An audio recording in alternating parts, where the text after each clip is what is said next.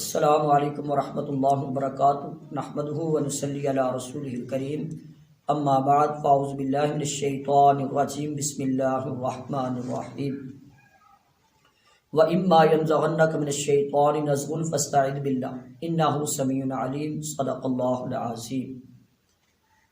جی الحمدللہ آج ہماری تعوذ کے حوالے سے دوسری نشست ہے۔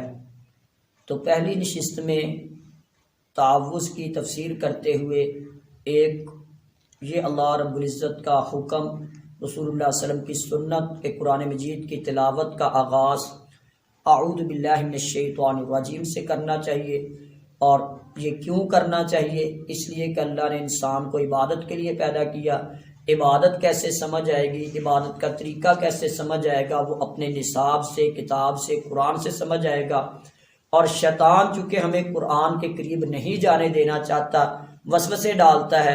اس سے آگے گفتگو کو لے کے چلتے ہیں، اور خصوصاً یہ بھی ایک پوائنٹ اہم ذکر کیا تھا کہ اصل مشن کے مطابق مسلمان کا مشن یہ ہے کہ کافر کو مسلمان کرنا ہے، اور کافر کو شیطان نے یہ مشن دیا ہے کہ مسلمان کو کافر بنانا ہے۔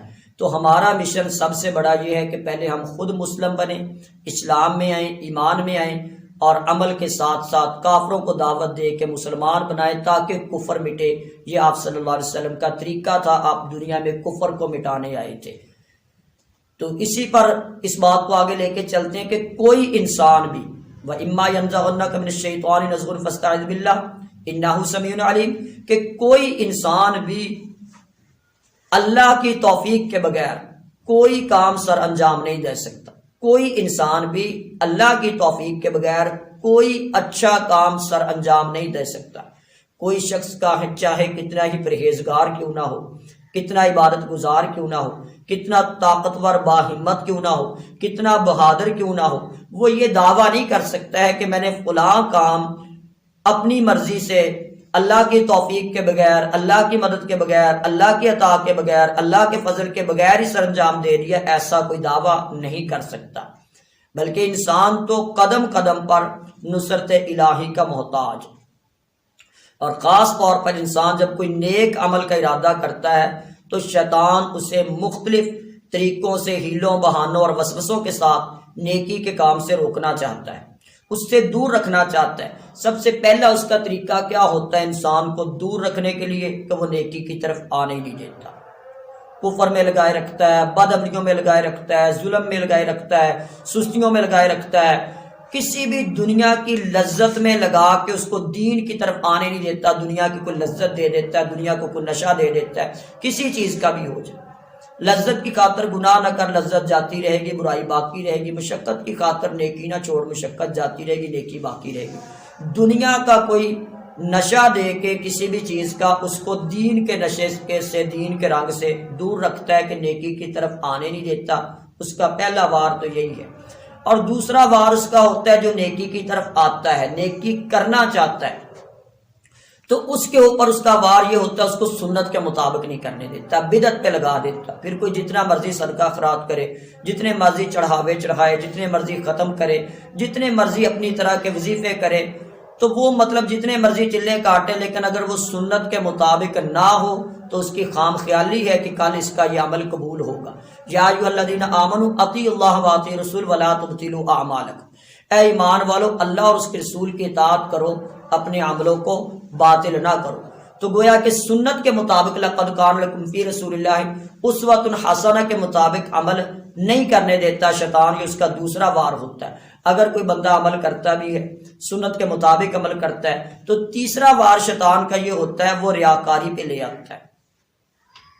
نماز پڑھ رہا تو اپنے آپ میں ایک ایسا معاملہ کہ میں بڑا نمازی ہوں، میں بڑا قاری ہوں، میں بڑا مجاہد ہوں، میں بڑا سخی ہوں، وہ نیکیاں گننا شروع کرتا ہے۔ اس کے گناہ بہت زیادہ ہوتے ہیں، شمار نیکیاں کرنا شروع کر دیتا ہے۔ میں نے یہ احسان کیا، میں نے یہ نیکی کی، میں نے یہ کام کیا، اور اس میں لوگوں سے مطلب کچھ پروٹوکول چاہتا ہے، ناموری چاہتا ہے، شہرت چاہتا ہے، لوگ کہیں بڑا قاری ہے، بڑا عالم ہے، بڑا مجاہد ہے۔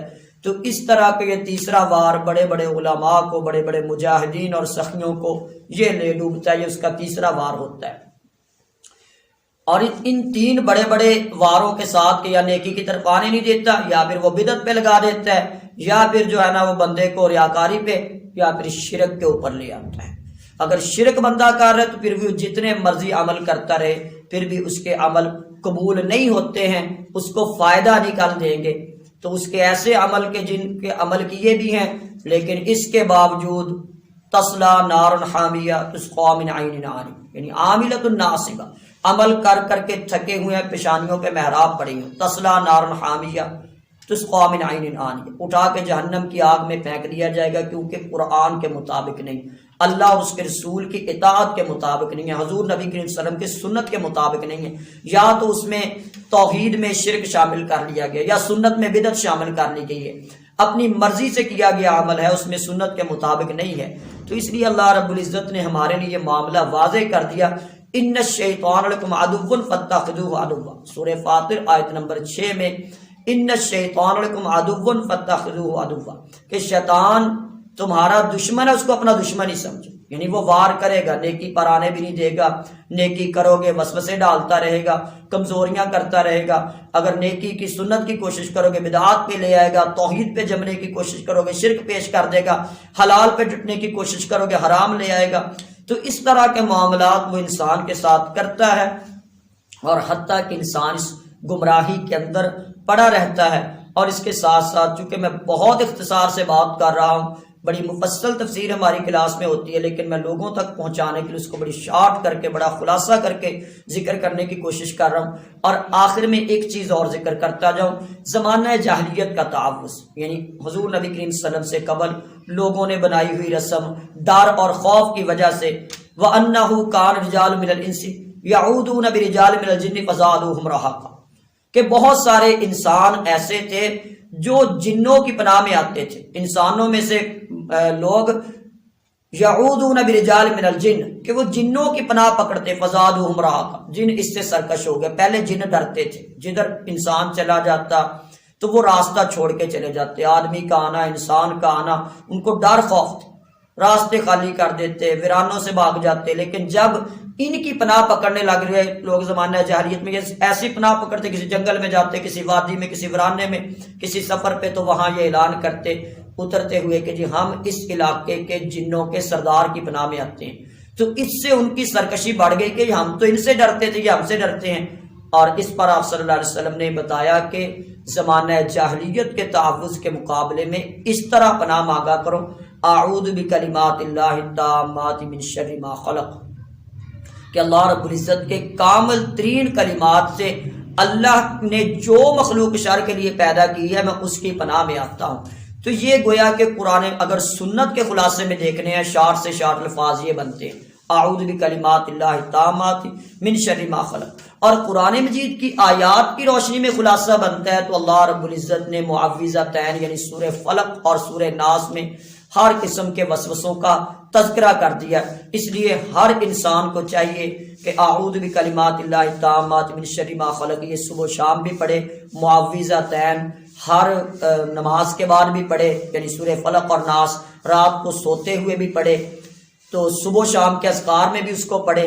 تو یہ گویا کہ قرآن مجید کے خلاصے میں آ جاتا ہے، جو ہم پڑھتے ہیں تعوذ اعوذ باللہ من الشیطان الرجیم، اس کا خلاصہ آخر تک چلتا ہے، 2 صورتیں پھر اس کی تفسیر میں آ جاتی ہیں، تو انشاءاللہ وہ بھی اپنے وقت پر اس پر بھی تفسیر کریں گے۔ تو آج میری اس دوسری نشست میں انتہائی اختصار کے ساتھ میں نے تعوذ کی کچھ گفتگو کا خلاصہ کر دیا ہے۔ اللہ رب العزت سمجھ کر عمل کرنے کی توفیق عطا فرمائے۔